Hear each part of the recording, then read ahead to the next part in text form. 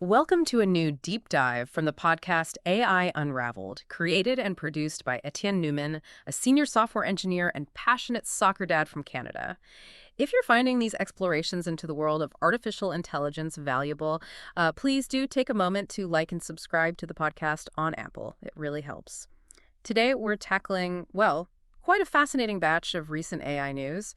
It covers everything from high-stakes legal battles to groundbreaking new technologies and, yeah, some surprising real-world applications. Quite a week in AI, isn't it? Yeah. I mean, looking through the articles you shared, all from April 7th to 13th, 2025, it just paints this picture of a field moving at, well, warp speed. It really does. Feels like every day there's something new that could just shift the entire landscape. Okay. Exactly.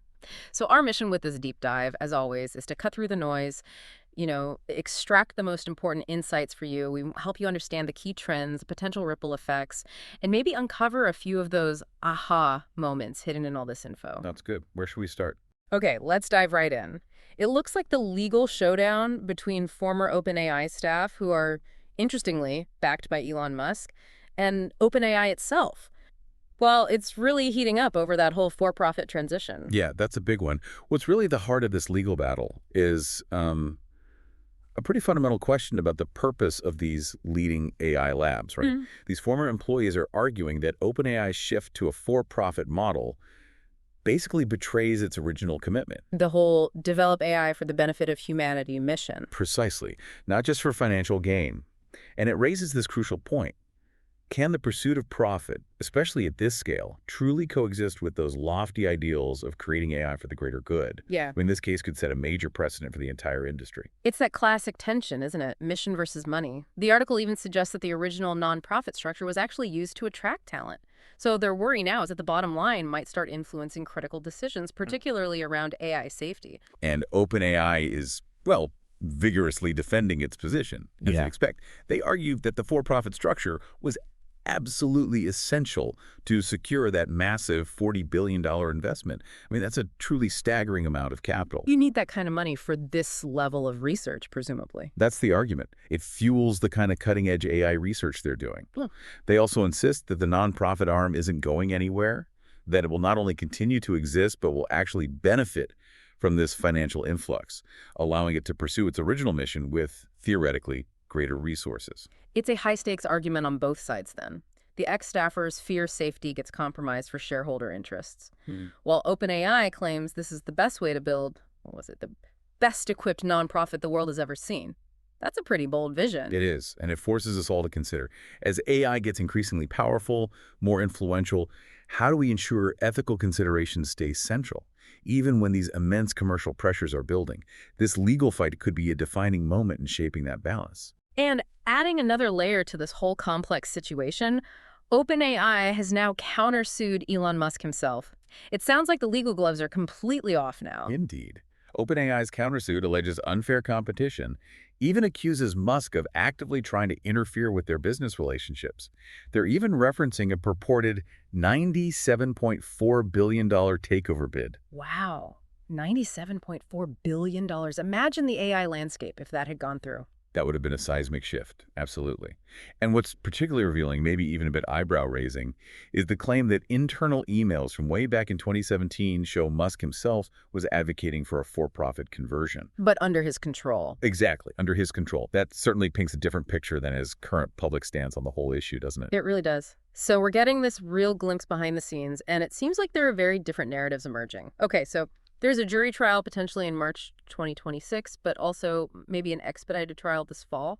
Yeah, it looks like things could move faster. Yeah. It just highlights the intensity of the competition and, frankly, the personal dynamics at play among the leaders in this field. It's evolving so rapidly. Okay, let's pivot a bit from the courtroom drama. I'm sure we'll revisit that. Let's look at the actual competition in AI development. It looks like xAI, which is Elon Musk's other AI venture, has now launched API access to its Grok 3 model. The timing certainly feels deliberate. It does, doesn't it? xAI is clearly positioning itself as a direct rival to the big players like OpenAI and Google. They're offering two API options, Grok 3 Beta, which seems geared towards more complex enterprise stuff like data extraction and writing code. Okay. And then there's Grok 3 Mini Beta, which is a more streamlined, lightweight version, probably optimized for things like quantitative reasoning and likely at a lower cost point. Right, and we have the pricing details here. Grok 3 beta is 3 per $1 million input tokens and 15 per $1 million output tokens. Hmm. But the mini beta is way cheaper, $0.30 and 50 cents respectively. That's quite a difference. Now, just quickly, for listeners maybe not super familiar, what exactly are tokens in this context? Yeah, good question. Think of tokens as roughly pieces of words. Could be a whole word, could be part of a word.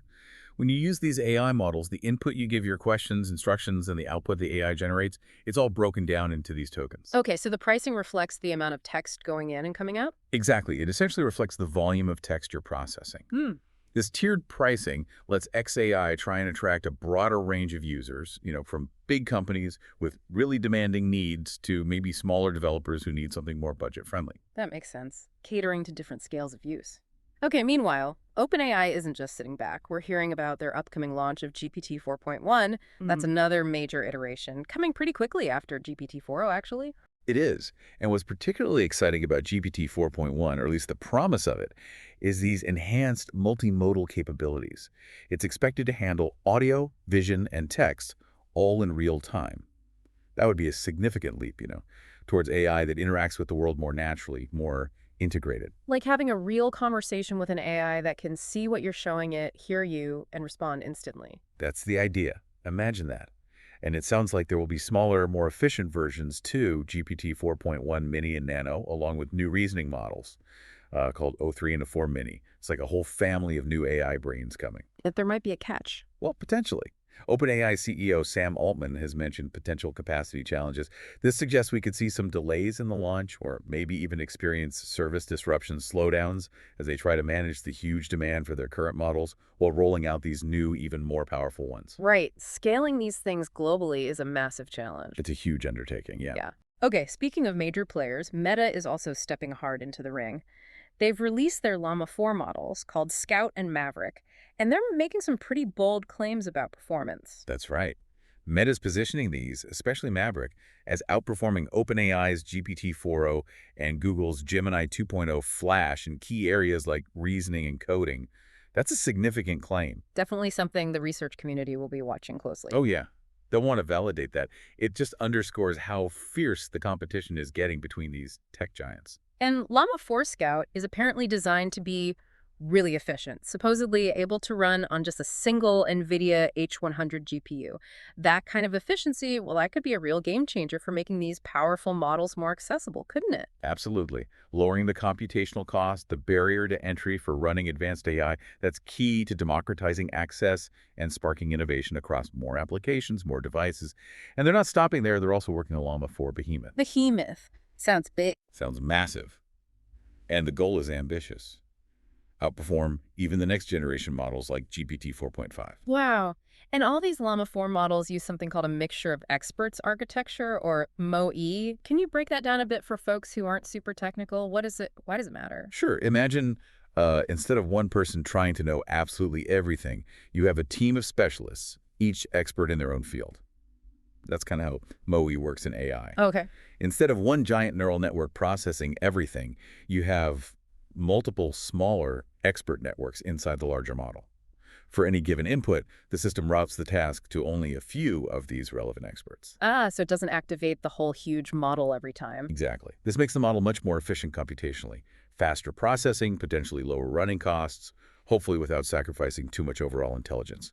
It's a clever way to try and get both power and efficiency. That's a great analogy, like a focused team instead of a generalist trying to do it all.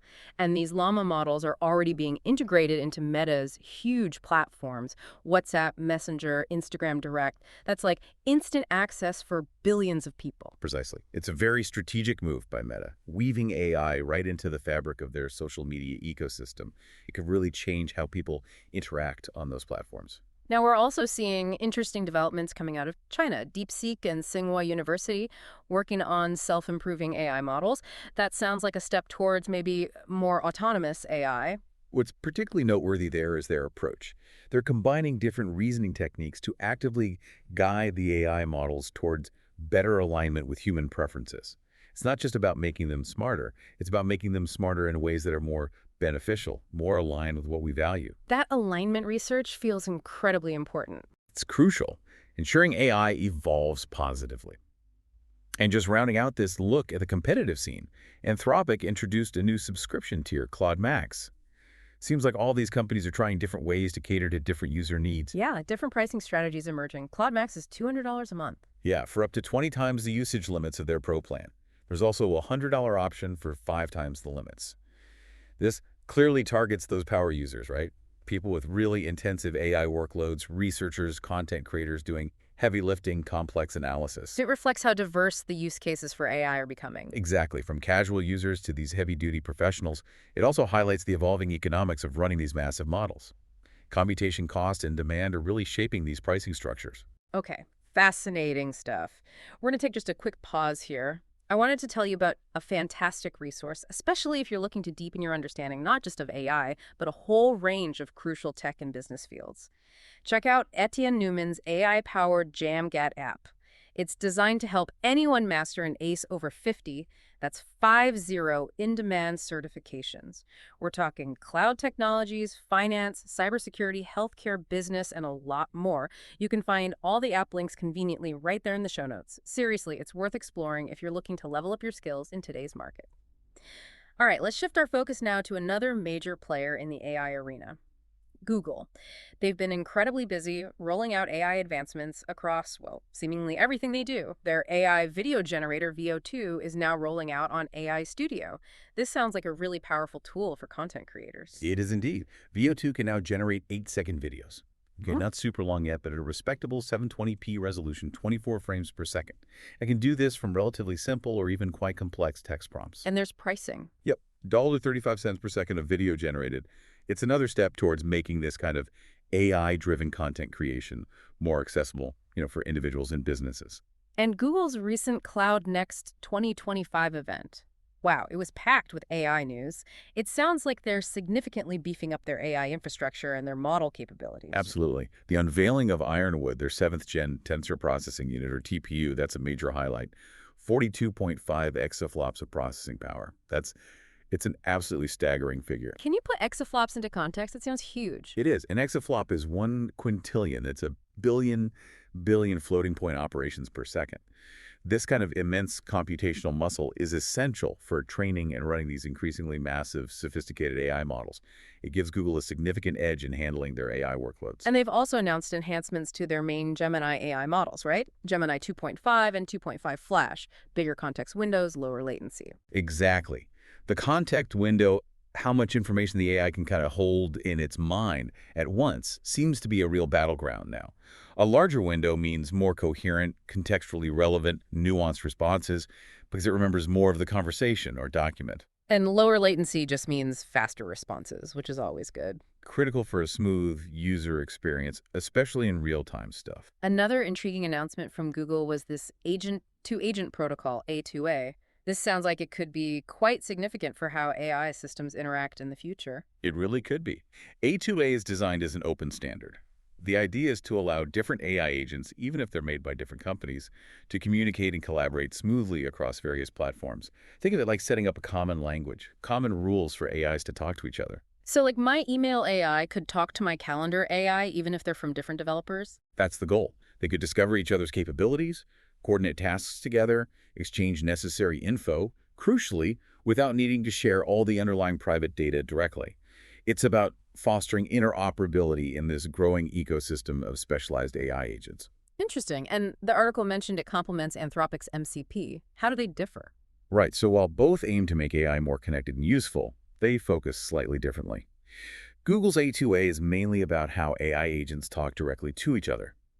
Anthropic's Model Command Protocol, MCP, is more about setting standards for how an individual AI agent interacts with external tools and services like databases, APIs, maybe even physical devices. Okay. So A2A is agent-to-agent communication. MCP is agent-to-tool interaction, kind of complementary pieces of the puzzle. Exactly. Building more capable, integrated AI systems. And Google already has some big names signed up as launch partners for A2A, Atlassian, ServiceNow, Workday. That suggests pretty strong industry interest. Can you give a practical example? How might this agent collaboration work? Sure. Think about a complex business process like onboarding a new employee. You could have one AI agent that specializes in HR paperwork, another that sets up IT access, maybe a third that schedules introductory meetings. With A2A, These different agents could communicate and coordinate automatically, guiding the new hire through the whole process seamlessly, with much less human intervention needed. That paints a powerful picture of automated workflows.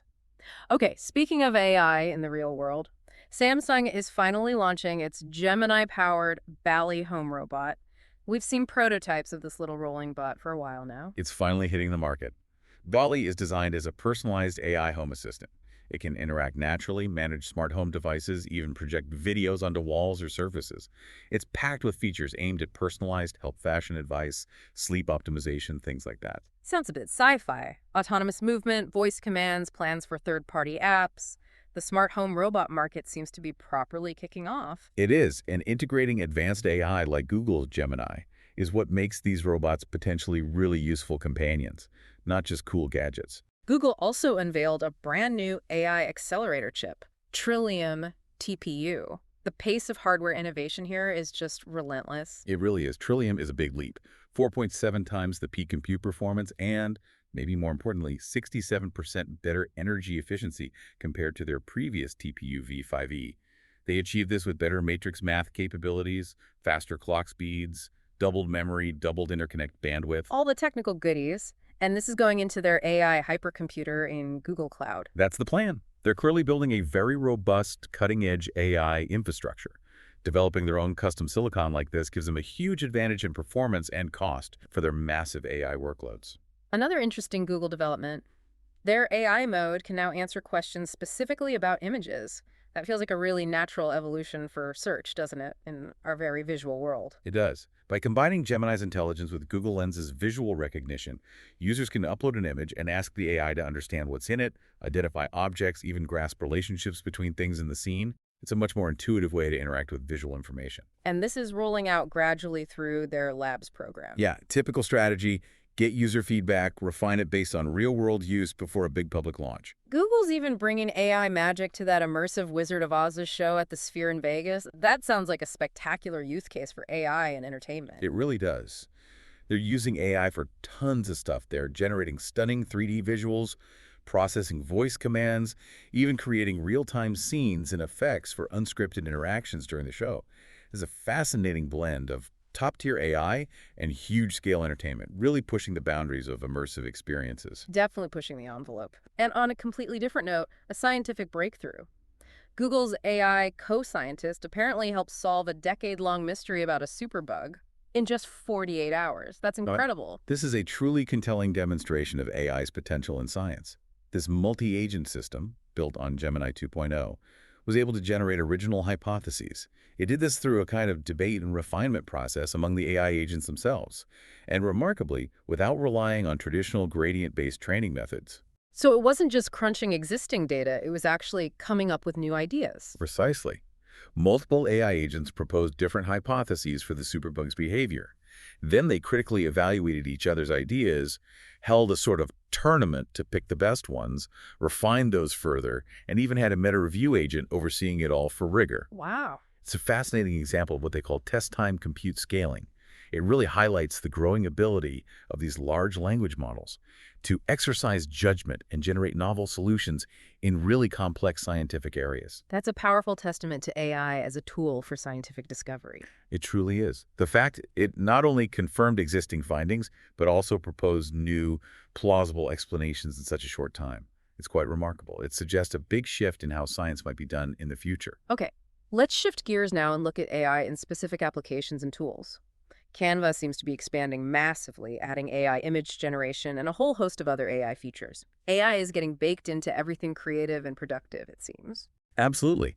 Canva is rapidly becoming this very comprehensive creative suite. They've introduced Canva Code lets users create interactive mini-apps just by describing them, apparently in partnership with Anthropic. Plus new AI photo editing tools, AI insights, and chart creation in Canva Sheets. And integrations with HubSpot, Google Analytics, making it a central hub. Exactly, positioning Canva as a central point for lots of business and creative workflows. And for content creators, this ability to turn YouTube videos into high-ranking blog posts using AI tools like NotebookLM, that sounds like a huge time saver, great for repurposing content. It's a fantastic example of using AI for efficiency and reach.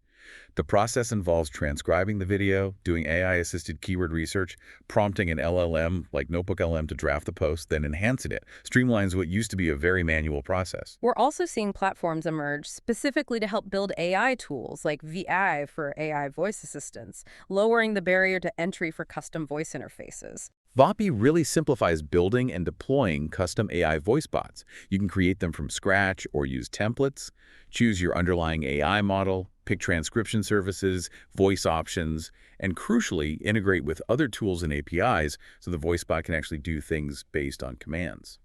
And Zapier, the automation platform, even published a guide on building an AI sales rep using their tools. Shows the potential for automating core business functions with readily available tech. Yeah, that guide shows how AI can automate big chunks of the sales process: lead capture, qualification, nurturing leads with personalized messages, frees up human sales teams for more complex strategic stuff. There's even a guide out there for building a Gemini-powered AI pitch generator using open source tools.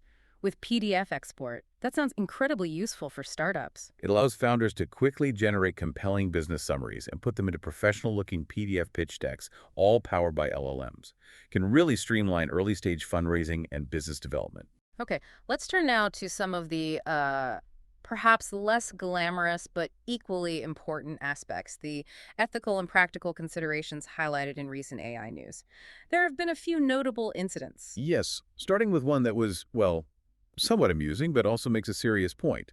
Former Trump Education Secretary McMahon apparently confused AI artificial intelligence with A1 steak sauce during a public panel. Yeah, I saw that. It got some laughs online, and A1 Sauce even cleverly played along on social media. But like the article said, it really does underscore this critical need for basic tech literacy among policymakers, doesn't it? Absolutely. People in positions of authority need a fundamental grasp of these powerful technologies to make informed decisions about regulation and societal impact. It's not just a niche tech issue anymore. On a much more serious note, a fintech founder has been charged with fraud. Their shopping app was marketed as being AI-powered, but apparently it relied heavily on human workers in the Philippines. This case is a stark reminder about transparency and honesty in AI claims.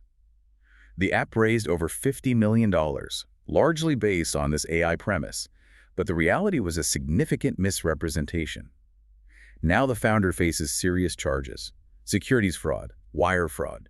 It shows the real consequences of deceptive marketing in AI. It's a clear warning, right? You can't just slap AI on something and expect no one to look under the hood. It erodes trust. Exactly. Deceptive practices damage public trust in the technology itself and in the companies developing it. We also saw results from a study showing current AI limitations in software debugging.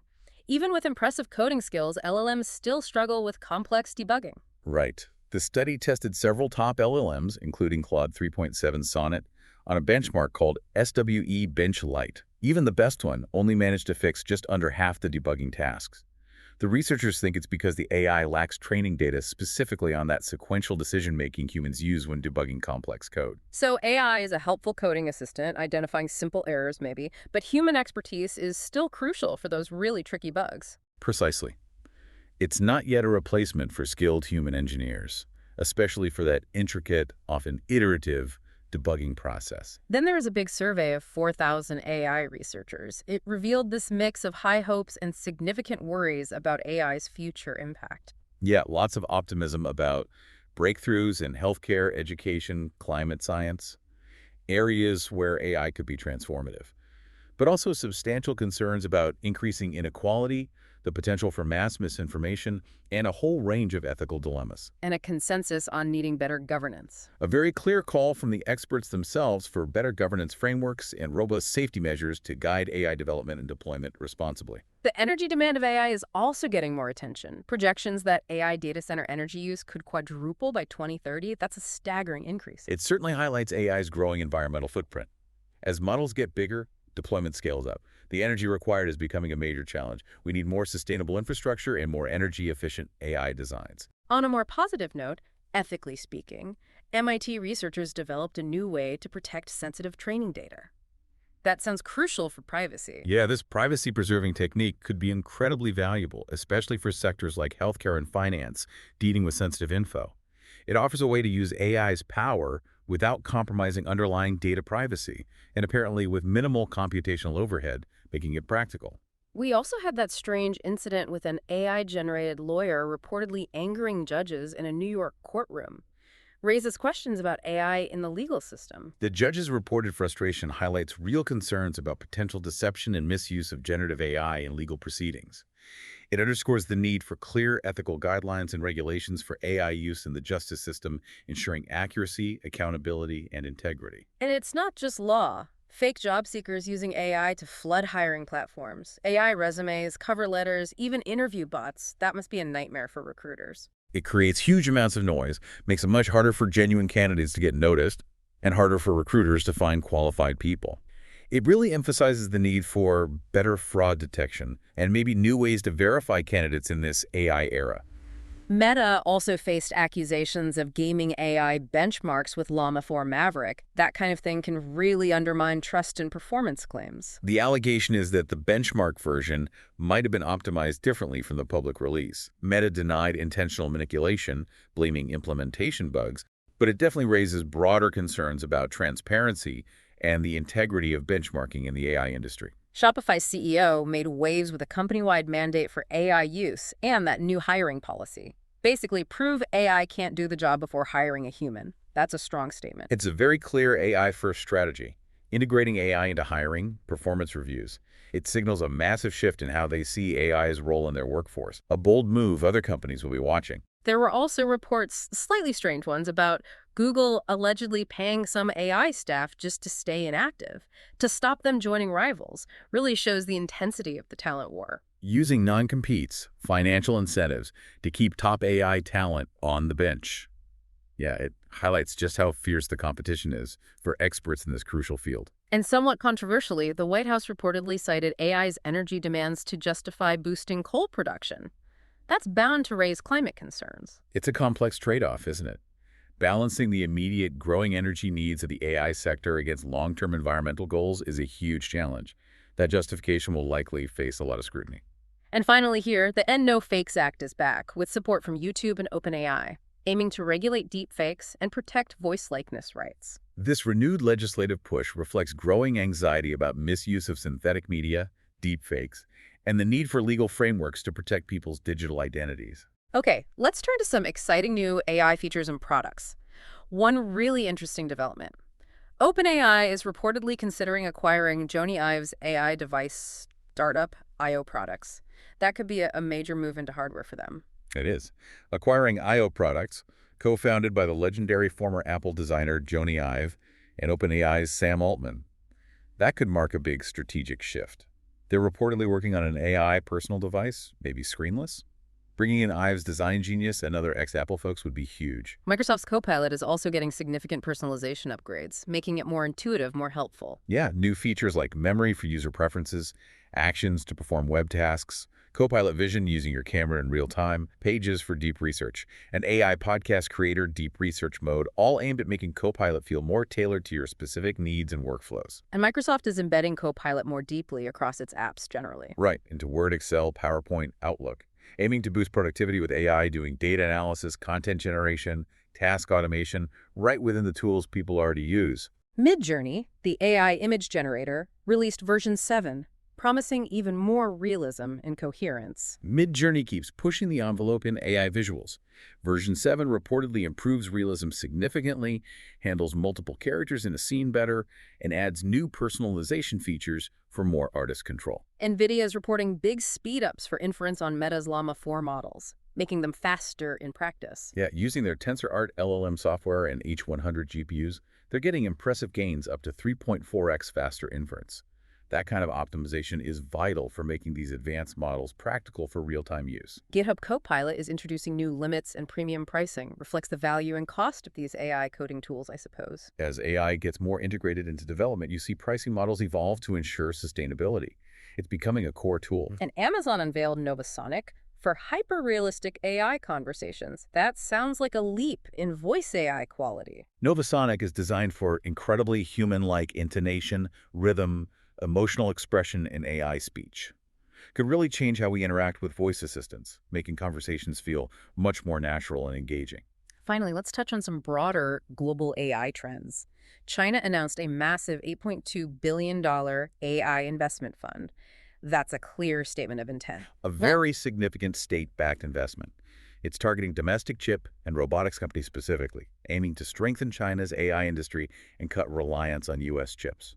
It's definitely intensifying the U.S.-China tech rivalry in AI. The HAI Artificial Intelligence Index report for 2025 gave a big overview. What were the key takeaways there? Several key trends. The U.S. still leads in producing top AI models, but China is closing the gap fast.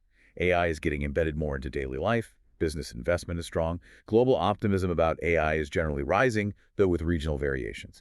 AI is getting more efficient, more affordable. Government regulation and investment are increasing globally. AI education is expanding. But importantly, the report notes that achieving complex reasoning in AI remains a major challenge. Industry pace is rapid, and AI's impact on science is growing. And lastly, this AI 2027 report, making some bold, maybe concerning forecasts about artificial superintelligence risks. Yeah, this report outlines a very accelerated timeline. Capable agents by 2025, superhuman coding, and maybe AGI by 2027, leading potentially to ASI and major economic shifts by 2029. It presents scenarios with and without strong safety measures, and strongly calls for more AI alignment research and regulation. It's certainly thought-provoking, maybe alarming about the near future. Okay, wow. Considering the sheer volume and the incredible pace of developments we've just discussed, covering just 1 week, and the wildly diverse applications being explored, what do you see as maybe the single most significant opportunity or perhaps the biggest potential challenge that AI presents in the next few years for us as individuals and for society? That's a really big, important question. I think the most significant opportunity probably lies in AI's potential to dramatically accelerate scientific discovery and innovation, giving us new tools to tackle huge challenges, climate change, disease eradication, you name it. And the biggest challenge. The biggest challenge, in my view, remains ensuring this incredibly powerful technology is developed and deployed responsibly, ethically, equitably, in a way that truly benefits all of humanity, while we actively work to mitigate the risks of unintended negative consequences. Getting that balance right, that's going to be absolutely crucial in the coming years. Some truly vital points to consider as we all try to navigate this rapidly evolving landscape. A reminder to everyone listening, don't forget to check out the show notes for those direct links to Etienne Newman's AI-powered Djamgatech app. This has been a deep dive into the world of artificial intelligence. Thanks so much for joining us. This has been a deep dive from AI Unraveled.